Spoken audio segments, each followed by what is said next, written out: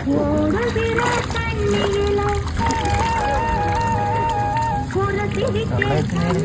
குச்சியா இருக்கு இந்த கோத்து மாங்கா வேற எப்படி கிடைக்கான்னு தெரியலையே.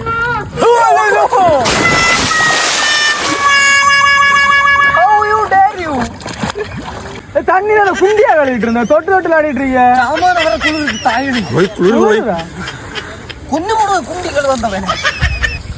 காட்டு விட்டு பயிலுவா காலமே வந்து கிடந்து குளத்துக்கு குளிச்சா வந்ததா. இன்னைக்கு 2 கூட்டத்து தலையத்தின குட்டிகளை வீட்டுல ஏத்தணும். என்னத்த சாமம்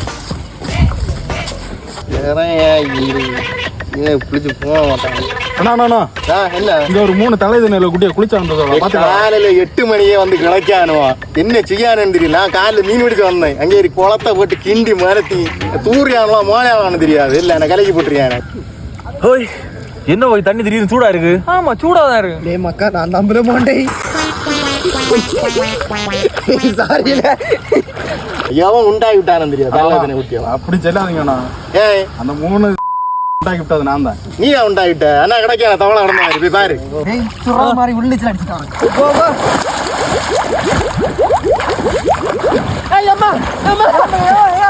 உள்ளது விலாங்கு கிடக்கு. விலாங்கில மச்சரு